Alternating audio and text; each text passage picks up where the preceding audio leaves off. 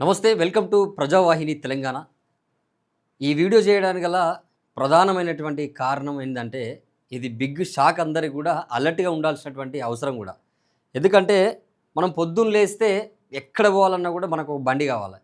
ఆ బండిలో మనం పెట్రోల్ వేయాలి.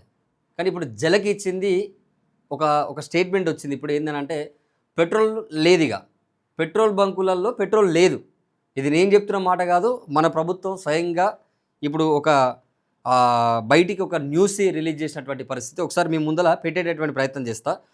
హైదరాబాద్ సహా తెలంగాణలో పలు చోట్ల పెట్రోల్ బంకులు మూత. అంటే పెట్రోల్ లేదు ఇక. ఒకసారి చూద్దాం ఎందుకు పెట్రోల్ లేదో. ఇరాన్, ఇజ్రాయెల్, అమెరికా యుద్ధం నేపథ్యంలో మన దేశంలో పెట్రోల్, డీజిల్, ఎల్పిజి గ్యాస్ తదితరాలపై భారీ ప్రభావం పడుతోంది. హైదరాబాద్లో ఇంధన కొరత కారణంగా వాహనదారులు తీవ్ర ఇబ్బందులు ఎదుర్కొంటున్నారు. నగరంలోని పలు ప్రాంతాల్లో ఉన్నటువంటి పెట్రోల్ బంకులు తాత్కాలికంగా మూతపడ్డాయి. ముఖ్యంగా ప్రధాన కూడల్లోని బంకులు వరుసగా మూతబడుతున్నాయి.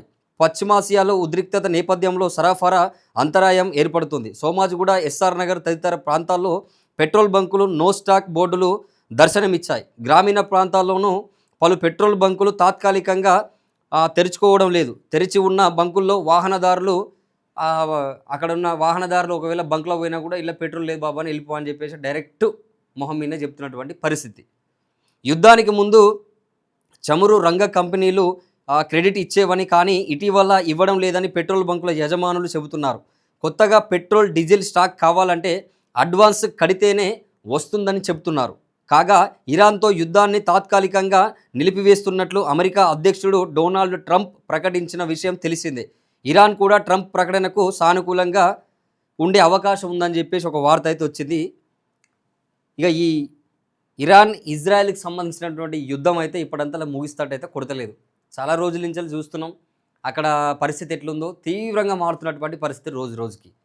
కానీ అక్కడ యుద్ధం జరుగుతుంది, బాగానే ఉంది, మాకెందుకులే అని చెప్పేసి చాలామంది అనుకుంటున్నటువంటి పరిస్థితి. మా పనులు మాకు రెగ్యులర్గా అయితేనే ఉన్నాయి, సో నెలనాడు మాకు వచ్చేటటువంటి డబ్బులు వస్తున్నాయి, మా పని మేము చేసుకుంటున్నాం అనుకుంటున్నటువంటి ఈ క్రమంలో రేపటి నుంచి వెళ్ళి మనం ఏ పని చేయాలన్నా కూడా మనకు బండి కావాలి, కార్ అయినా లేకపోతే ఇంకా వెహికల్ ఏదైనా సరే.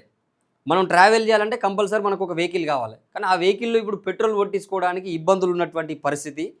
మారుమూల ప్రాంతాలలో బంకులు ఏమైనా ఉంటే హైదరాబాద్లో ఉన్న వాళ్ళు తెప్పించుకోండి, లీటర్లు తెప్పించుకొని జాగ్రత్తగా కొంత దాన్ని స్టోర్ చేసుకొని పెట్టుకొని నడపడం చాలా జాగ్రత్తగా ఉండడం బెటర్ అనిపిస్తుంది. ఎందుకంటే దాదాపు ఒక 1 వీక్ వరకు బంద్ ఉంటుంది. ఇక 1 వీక్ వరకు బంద్ ఉంటుంది. ఆ బంద్ ఉన్న క్రమంలో ఎంత ప్రయత్నాలు చేసినా కూడా మనకైతే దొరకదు పెట్రోల్. అయితే ఎంత ఇబ్బందులు పడాల్సినటువంటి అవసరం కూడా ఉంటుంది. సో తప్పకుండా వాహనాలు నడిపేటటువంటి వాహనదారులారా తప్పకుండా పెట్రోల్ని గ్రామీణ ప్రాంతాలలో కొంత, హైదరాబాద్లో ఏంటంటే ఎక్కువ పాపులేషన్, ఇక్కడ చాలామంది ఉద్యోగాలు చేసుకుంటూ ఉంటారు కాబట్టి గ్రామీణ ప్రాంతాలలో ఉన్నటువంటి బంకులలో కొంత దొరుకుతుండొచ్చు. చాలా జాగ్రత్తగా ఇప్పుడే పోయి ఎక్కడన్నా చుట్టుపక్కల ఉన్నటువంటి బంకులలో ఫుల్ ట్యాంక్ చేసుకుంటారా, లేకపోతే అడ్వాన్స్గా డబ్బాలు తీసుకొచ్చి అలా పెట్టుకొని పెట్రోల్ స్టాక్ పెట్టుకుంటారా. అట్లా అని చెప్పేసి పెట్రోల్ తీసుకొని పోయి మళ్ళీ బ్లాక్లు అమ్మకండి, అదో పెద్ద ప్రమాదం. సో ఈ వార్త మాత్రం ఇప్పుడు వచ్చింది కాబట్టి తెలంగాణలో ఉన్నటువంటి ప్రజలందరూ కూడా చెప్పాల్సినటువంటి బాధ్యతగా సో మేము చెప్తా ఉన్నాం. చూస్తూ ఉండండి ప్రజావాహిని.